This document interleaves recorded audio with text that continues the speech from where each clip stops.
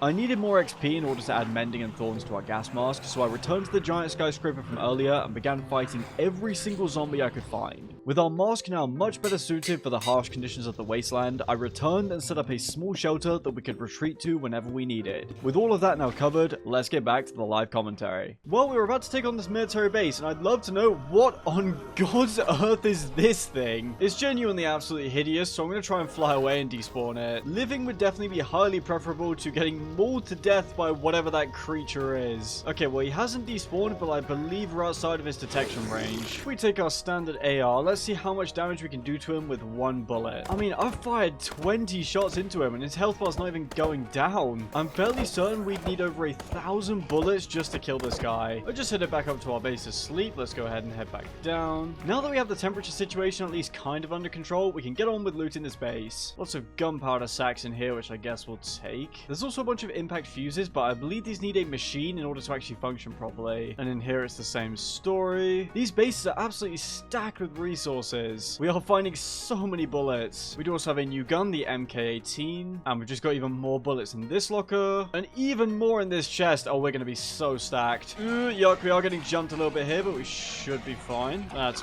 one dead, and that's the other dead. Ew, wait, this thing right here is the Clogger. That's the boss that's supposed to be in the bottom of these military bases. He can break blocks. Okay, yep, nope, no thank you. Yeah, no, I think I'm good actually. I actually don't want to deal with him. This whole situation is so irritatingly unfair. Now, I would just be content to try and find another military base, but if we actually kill the Clogger here, we should get a ton of useful loot. I'm noticing that he absolutely loves to jump everywhere, so we're going to need to build a pretty high up perch so he can't do any damage to us. I tested this in creative on a separate world. He has 250 HP odd, and with a Desert Eagle, we can do about 5 hearts of damage to him per shot. So in theory, we should have enough ammo to kill him, although it really doesn't help that he's decided to go as far away from us as humanly possible. Here we go. This is much better. It also helps that he keeps jumping on top of cacti, which is doing a little bit of bonus damage. Just die already. Come on. His hitbox also seems to not exist whenever he's jumping, which does not make things particularly easy. We are going to make sure this guy dies one way or another. Running out of bullets is really not helping though. Here we go. We've reached the second phase where its head pops off, and now all the zombies in the area will go ahead and attack it. Feels good to see them attacking something that's not me for once. Here we go. He's been killed, and there we go. That's the job done. Now then, we need to find some way to fight our way through the horde so that we can actually get our well-earned loot. Or at least the idea is that he's supposed to drop loot, but I guess that one didn't get the memo because all I'm seeing on the floor is string and bones. With the Clogger now gone, let's see if we can get on with looting the military base. We're going to very cautiously make our way down here. We are, of course, going to have to stand up here so we can safely kill these guys. You're all so annoying. Yes, it's lovely that you all want to join in, but please could you just go away and give us a little bit of peace? This random guy has 340 HP. Just die. Uh-oh, that's not good. Okay, so how does that hideous mutant go down to 1 AR mag, but this guy can survive about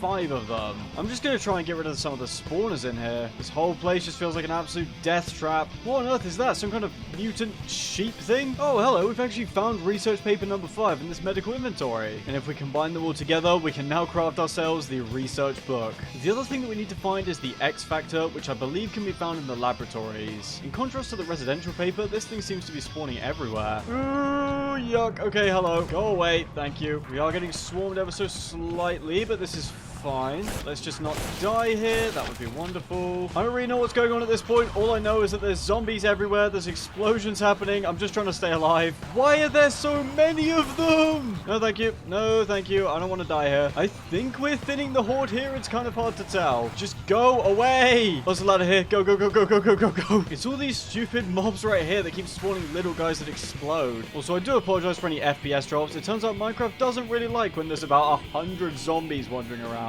Also, there's a mutant guy right there, so we're just going to gun him down. Oh, we finally got the message that we don't see any new zombies in here. Well, at least we've got more skill points for defense, so we'll grab some extra heat resistance and some extra armor bonus. Just taking on the horde from below right now. I don't know why these military guys are so unbelievably tanky. I'm trying to break as many spawners as I can find so we can finally have some peace and quiet. Just everywhere I look, there's more military guys. Now that all of the zombies are dead on this floor, we can finally start checking out the loot here. We do have a bunch of this high resistance fiber, which is used to make the best tier of armor in the game. We'd also have high resistance fabric here, which is another necessary ingredient. There's also some of these MREs, which seem to be the best meal in the game. There's also a whole ton of army gear here. I'm just going to go ahead and scoop up all the high resistance fiber and high resistance fabric that we can find. Ooh, what is that thing? Get away from me. I'm just going to keep shotgunning him. He needs to die. We've got our suture kits to hand. Lovely. Why does everything in this mod pack have about 5 billion health? This thing is way too tanky for its own good. The amount of healing items we're having to churn through here is genuinely insane. You know, I think if the zombie spawns got nerfed in this mod pack a little bit, people would be very happy. Oh my god, no wonder I'm lagging so bad.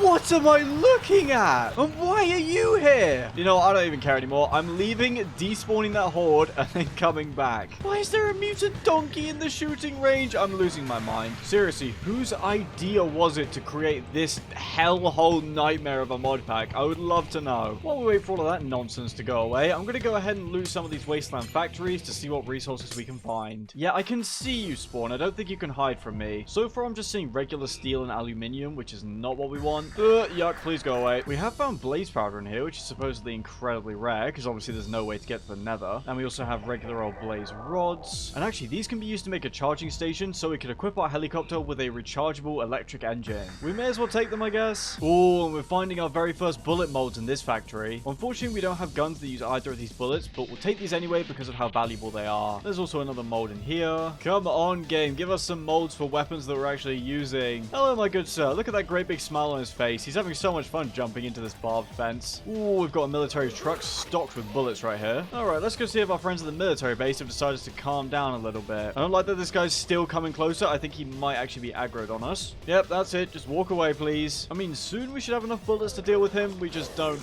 right now.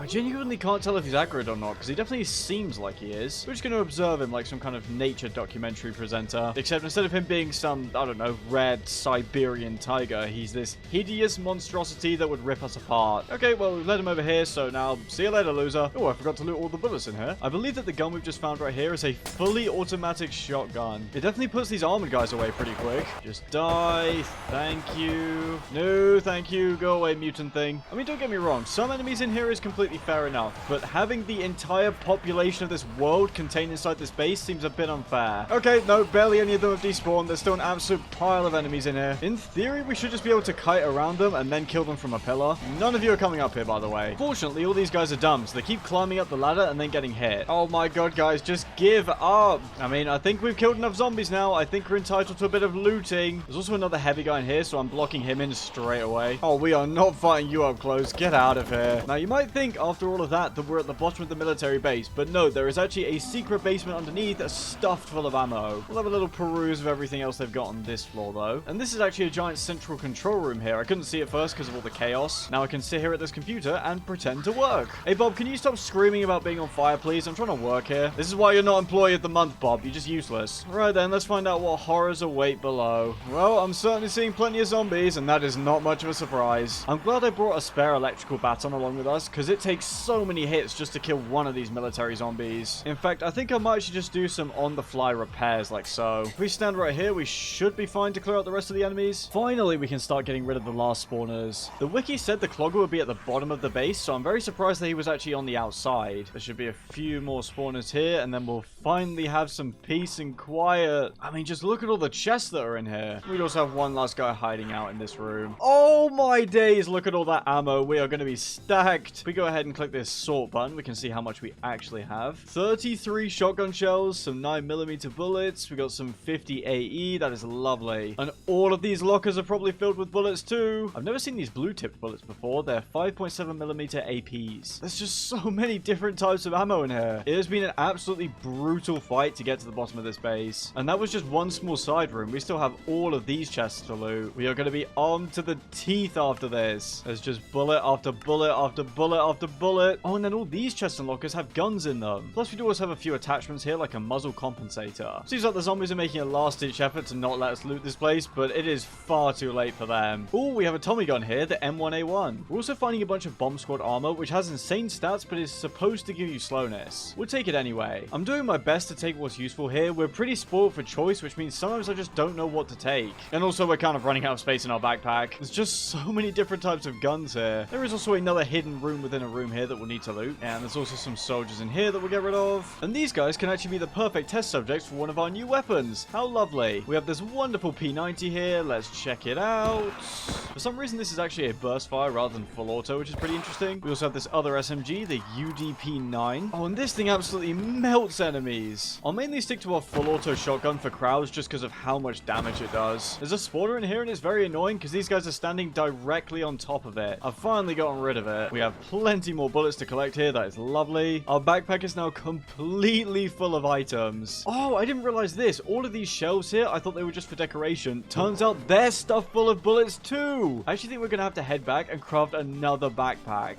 Wait, I'm a complete idiot. We had a shulker box this entire time. How did I not clock that? Either way, we'll be cramming this thing full of bullets as well. It's already nearly full, and I've only looted these chests right here. Never in my wildest dreams would I have assumed we'd have too many bullets to be able to carry them all. We're pretty much all out of carrying space now. I do want to see what this little section's all about. I've also just realized we can apply our brand new extended mag to our auto shotgun, and now this thing should be way more efficient. I've also thrown on a muzzle brake to make it a little bit easier to control. Oh, I see. It's just a resource supply here. We've got steel, lead, iron, and aluminium. And it looks like this is the bottom of the building for real. Well, ladies and gentlemen, we have absolutely, completely and utterly conquered this military base. I'm so glad you're in there and not out here with us. Anyway, after we find the correct bullet molds out here in the wasteland, all we've got to do is head back home, gear up, and prepare for one final push on the lab so that we can create the cure. Ooh, there's ancient debris in these drawers, plus some blaze powder. Oh, and there's actually some shulker shells, so we can make another shulker and go back for the bullets that I've had to leave behind. Yes, even more bullets for us. You guys are absolutely not a problem anymore. We also have our UDP here for any enemies that might require a little bit of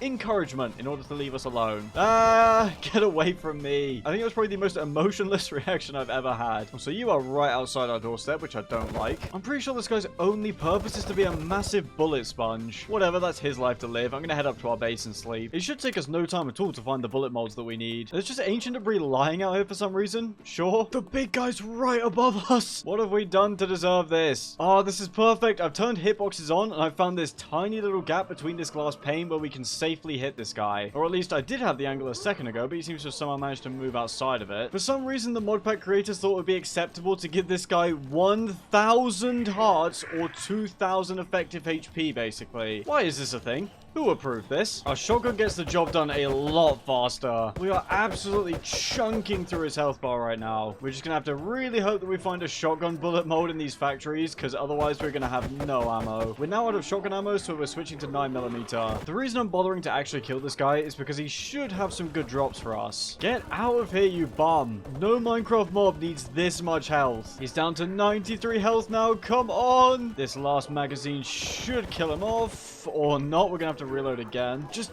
die! Come on, he's got to have like 1 health at this point. There we go, he's been defeated. Hey, there we go, he did actually drop us some loot. Looks like these guys here aren't particularly happy about that. Die, all of you, please and thank you. The Intoxicator finally dropped us some high carbon steel alloy. And off to bed we go in the middle of the wasteland. That's probably very safe. I gotta give props to whoever created this gun mod, because it is really well made. Of course, it would help if I could actually land my shots. Hey, there we go, we found the mold for the 12 gauge shell casings. Now, in order to actually use the mold to create the shell casings, we need a metal press. And this requires a piston, some steel scaffolding, a redstone engineering block, a heavy engineering block, and 2 conveyor belts. It seems like this factory here has everything we need. The redstone engineering block is right here, and then I think that's everything save for the piston. Manufacturing bullets is really expensive, so instead of manufacturing both AR and shotgun ammo, we're just gonna go with shotgun ammo. I've just realized there's another military base right here, and the clogger is outside, so I guess that's just a normal thing that it spawns right on the outside. I'm sure I read on the wiki it was inside, but whatever. We have other things to do, like leaving this place. We can head home, take stock of all of our gear, get absolutely suited up to the maximum with the best armor and weapons possible, and then clear out that laboratory and find the cure. It feels so good to finally be back in our base with no hideous creatures around to ruin our day. I do not have quite a lot of organizing ahead of me, so I'll see you guys when all of this has been sorted. Everything's been nicely organized, and let me tell you guys, we have a lot of stuff to work with here. Now, in order to get our bullet factory properly set up, we're going to need to build a second workshop. It's just going to be a carbon copy of this one. I'm just going to pray that these are the right proportions, and if they're not,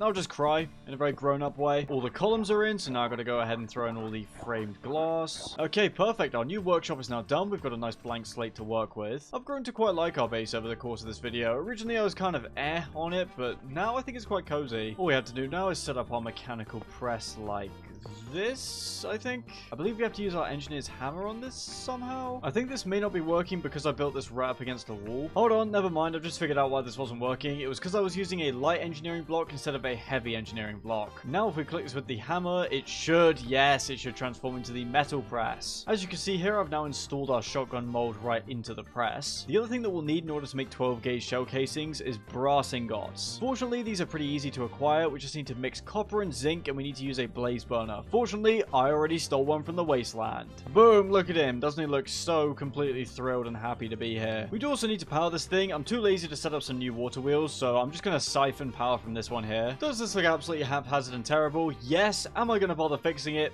No. I've put our lucky scarf on and enchanted this diamond pickaxe with Fortune 1 because we need to head to the mines and actually get ourselves some copper and zinc. Hey, look at that. There's already copper at the entrance to our mine. And there's more right here. And there's also zinc just lying around. Listen, guys, we have survived the wasteland. You are just not intimidating at all. Seems like we hit the jackpot with our mine and didn't even realize it. These caves are zinc rich. We're going to need to head higher up for consistent amounts of copper because it spawns much more commonly up there. Although we seem to be at basically the ideal Y level for zinc. We now have basically 2 stacks of zinc and copper. That should be plenty. Let's go ahead and make our way back home. Now we just have to go ahead and smelt all of this. We do already have some copper and zinc, so we can go ahead and test that out in our blaze burner right now. There we go. It's getting mixed into brass as we speak. And just like that, we have ourselves 12 brass ingots. Now I believe we can just put these on the conveyor belt right here. So it turns out in order to actually use our metal press, we need to power this thing. And in order to do that, we're going to need to craft ourselves a kinetic dynamo. All the materials are pretty simple. The copper coil block just requires a bunch of LV wire coils, which we can acquire with copper wire and some sticks. Here we go. Here's our copper coil block. And now we have ourselves our kinetic dynamo. Then we'll go ahead and craft ourselves some LV wire connectors. I kind of know what I'm doing here, but I also kind of don't. That treated wood we collected earlier finally has a purpose because we need it to make water wheel segments. And then we can use all of those to craft ourselves up a water wheel. Specifically the immersive engineering version of a water wheel, not the create water wheel. Because this water wheel and these water wheels are very different. Well, I've placed the water wheel and it's invisible. I guess it just doesn't like these shaders. Oh god, okay, I've turned them off. Avert your eyes, everyone. Okay, why aren't you spinning? Well, it may be soul-crushingly ugly, but our beautiful creation is now up and running. As you can see, if we throw a brass ingot onto the conveyor belt, it's going to get pushed through, converted into shells, and pop out the other end. It all works like magic now. All we have to do is combine these shell casings with lead nuggets and gunpowder to craft our 12-gauge shells. All we have to do now is mix up a whole lot of brass and continue producing these shell casings. And actually, while we wait for all of that, we can go ahead and combine all of our research papers to craft the research book. Here we go. The papers you collected tell a tale you perhaps already know too well, that a cure did exist but was hard enough to make in amounts that could have stopped the inevitable. A reagent critical to manufacturing the cure in bulk was discovered nonetheless, but was lost along with the sites that made it as the world fell apart. Combining your understanding of the process with that reagent should allow you to finally recreate the cure, and that would be the X factor. See, if I had more time, I could set up an automated supply line so that we didn't have to do each step in between manually, but that's outside the scope of this video. It's just going to be long hours at the factory for now. The other thing that we'll do while everything's producing away is upgrade to the final tier of armor. We'll go ahead and enchant this piece of Bomb Squad body armor. Hey, there we go. Protection 4 and Breaking 3. We also have a pair of Bomb Squad leggings that we can enchant. There we go. Prop 4 and Breaking 3 again. The thing is with the Bomb Squad armor, it's supposed to give you a movement speed reduction, but I put it on and tested it and nothing happened, so that's perfect. Boots aren't particularly that important. The only other piece of armor that I want to craft is the Soldier Gas Mask. And this thing works the exact same as the current gas mask we have on, but it gives a ton of defense. In order to actually craft it, we first need to make ourselves a netherite helmet. We do need to go ahead and buy a steel helmet from our armorer. Remember when this was such a huge jump in power and now it's just pathetically weak? Also, while I remember, just so we don't have to keep picking these bullets up so they don't despawn, we'll place a hopper here and that should catch all of them. Yep, that is working perfectly now. In order to actually make the netherite helmet, we do need to tweak our auto crafting grid. We place in the steel helmet, some netherite scrap, some high resistance fiber, and a piece of rubber, and there we go. That should get crafted in a second. Hey, look at that netherite helmet. Just acquiring these tier 4 armor sets gives a ton of XP. I've had to make a couple small tweaks to our crafting grid yet again. This should be what we need to create the Soldier Gas Mask. Hey, look at that. It's slowly but surely working. There it is. There it is. Prop 4, Unbreaking 3. We do also need to go ahead and throw Thorns 3 and Mending onto every new piece of armor. And boom, there we go. All of our brass is finished processing now. Just look at how many casings we have. Oh, and I almost forgot. Let's actually get our new armor equipped. See, there doesn't seem to be any movement penalty at all for wearing the Bomb Squad armor. Fortunately, we have plenty of lead thanks to that stockpile in the military base, so now we have everything we need to craft the 12-gauge shells. All the gunpowder that we've been saving since the start of the playthrough is finally paying off. Well, ladies and gentlemen, after a night of crafting, I can say that we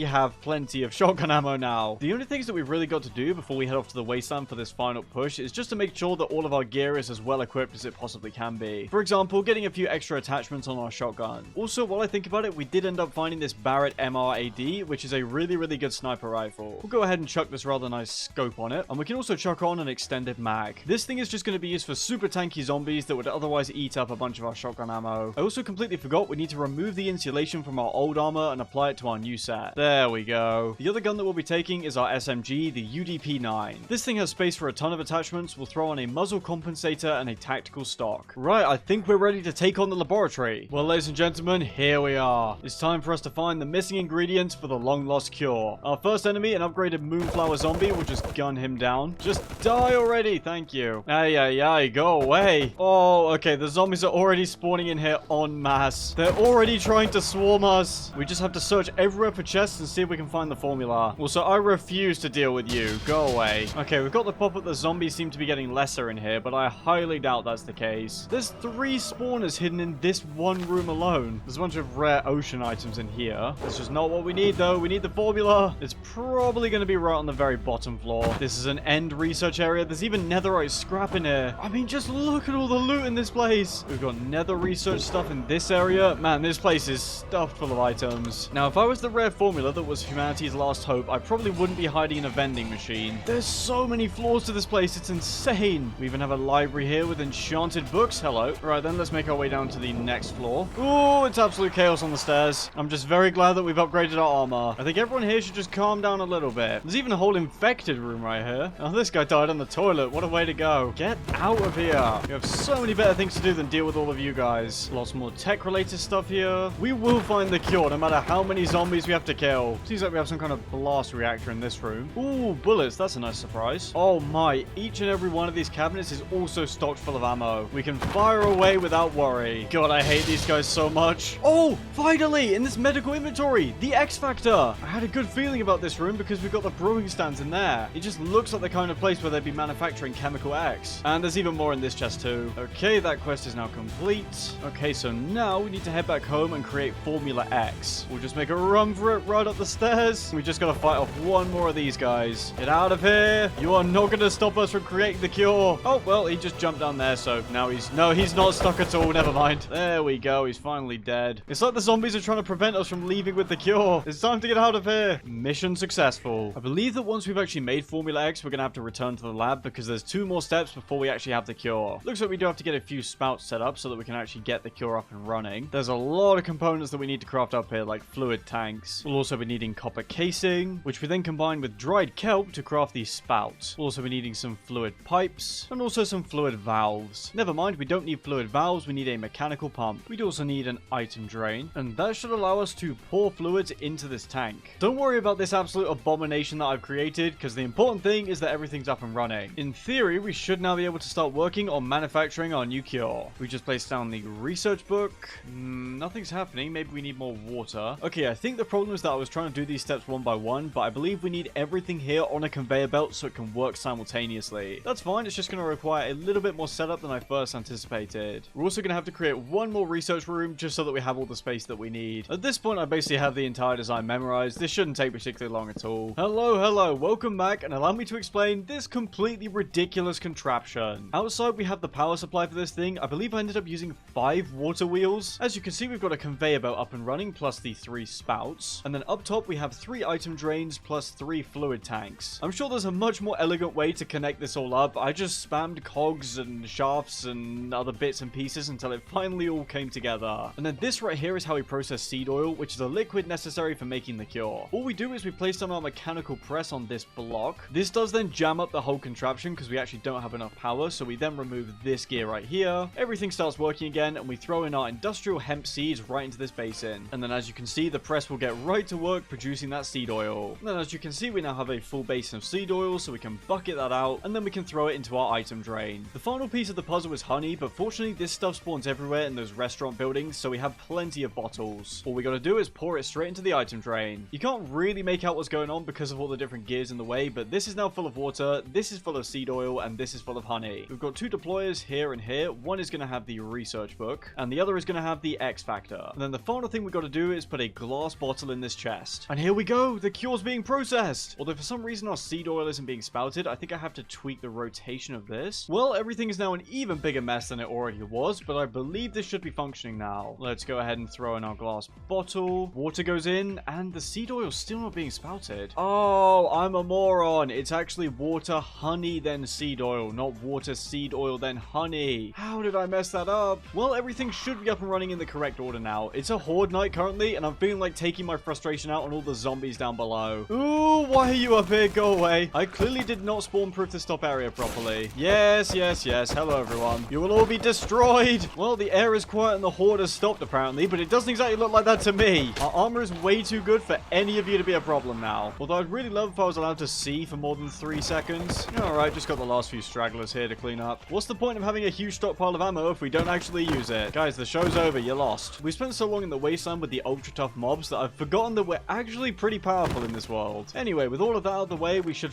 finally be able to manufacture the cure properly. Oh, there we go. That's more like it. I'm pretty sure it's actually working this time. We just have to repeat this process a couple more times and it'll be ready. This should be the last repeat we have to do. Have we created Formula X? Yes, we have! That's that quest completed. Oh, and we finally unlocked the golden apple recipe. Combine Formula X with an ordinary apple to make a golden apple. In order to cure mutants, however, they require something far stronger. Now, in order to actually craft the mutagen serum, we need the necropter membrane. And in order to get that, we need putrid flesh, putrid brain, and putrid heart. And I believe these are only dropped by the creatures in the endgame dimension, the Abyss. You might be wondering how we get to the Abyss. It's pretty simple. We just need to find a key card in the laboratory and activate the portal at the bottom. I'm going to get all of our stuff organized again, and then we're going to head back out into the lab for the final time. And we're off. I remember when we lived in that restaurant building and just struggled to get literally anything in the game without dying. Now we've got a helicopter, the best armor, we've got guns, we've even worked our way up to developing the cure. One of the chests in here is going to have that key card, and we're going to find it. I don't know if it's going to be found close to the very bottom or not, because we did find chemical X really, really close to the top. Oh, there's more X Factor here. Come on, where's this stupid key card? We've got a barricaded room in here. Let's just break our way in. Do you have the key card, my good sir?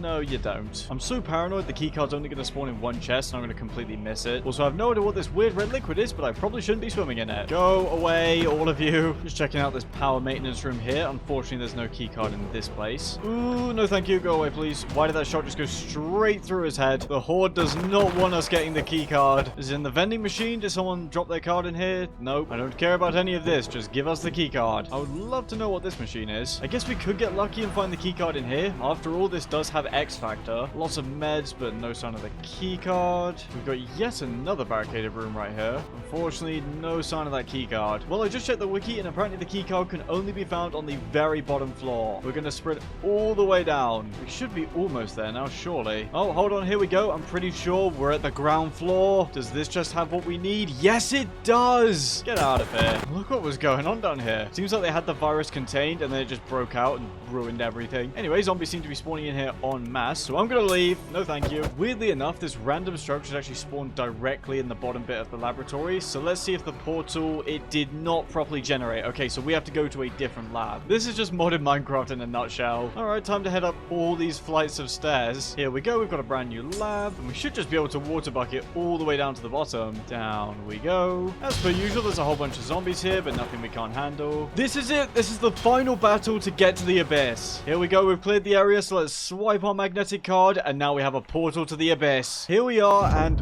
what is that thing? We're also slowly freezing to death because for some reason it's just super cold in here. So we're going to leave. We're going to leave now. Please work. Please work. Please work. Please work. Well, looks like we're going to fly all the way back home and insulate our armor for cold. Don't worry, I'm not going to make you sit through all this. Hello again. We are now back in the wasteland with a full set of cold insulating armor. I also ended up having to make a new pair of boots because our old pair got destroyed by that horde of zombies. And then as a final precaution, we have a bunch of super boiling hot water skins in case all this insulation isn't enough. Anyway, down we go. Right back to the portal. I've gone ahead and set a waypoint as best I can, although it seems to get stuck right at the top of the roof, but at least it gives us a general area of where our portal is. Fortunately, there's no sign of big guy, at least yet. Oh my god, that scared the living daylights out of me. You need to go away. No, thank you. Oh, hold on, we found one of the ingredients we need. We've got putrid flesh, we just need a putrid brain and a putrid heart. And what are you? Just go away. I'm also missing every shot, which doesn't really help. I killed him and his head's popped off and it's chasing me. That guy definitely looks like a problem, but he definitely dropped drops the item that we need, so we need to kill him. Okay, I think we're safe from him up here. We are. He doesn't seem to have dropped us anything that we're after, unfortunately. I do not want to have to spend a second longer in here than I have to. No, thank you. Everything seems to just be dropping putrid flesh. Oh, there's a big guy right below us. That's perfect. Genuinely could not ask for a better setup than that. Having said that, I am going to box us in so we don't get knocked off. I think they're actually killing each other. Oh my god, this is why we put the blocks above us. You, Mr. Spider, nearly just got us killed. Oh, there we go. Big guy's finally dead. We do have to kill this guy as well. And also whatever that is. Alright, down we go to collect the spores of war. Oh, and there we go. We've got ourselves a putrid heart now. Plus some high carbon steel alloy. If I had to guess, that's going to be the guy that's going to give us the brain. We just need to find a perch so we can kill him before he climbs up to us. Here we go. We now have a clear shot on him. We can fire away with our trusty Desert Eagle. Just die. Come on. You're horrible and I hate you. He must at least be getting low now, surely. Oh, finally he's dead. Just got to take care of a few ground enemies. Go away. Let me get my loot. Yes, he dropped it. Now we can finally leave, which is going to require a bunch of blocks to pill it back up because I forgot to bring any. This place gives me the creeps. I cannot wait to be out of here. Freedom! Now we just have to fight our way up out the lab and we can go home. Stairs, stairs, stairs, stairs. Gimme. All we got to do now is combine everything on the crafting grid to make ourselves the Necropter membrane. And then by combining the X Factor, a glass bottle, the Necropter membrane, and a golden apple, we can finally craft ourselves the Mutagen serum. Ladies and gentlemen, we have successfully developed a cure for even the most mutated of zombies. Even the most corrupt mobs can now be saved. For example, look at this mutant cow. Boom! He's a normal cow again. This man right here used to be a villager. Well, now he can return to one. Oh, what's that? Mutant wolf? Boom! Normal wolf. And we can also pick them up and carry them out of here. We can save all the animals. Maybe not that villager, though, because he's running away. Ladies and gentlemen, thank you all so much for watching this 100 days. I hope you had as much fun watching it as I did making it. If you did, please leave a like and subscribe. And that's it from me. Peace!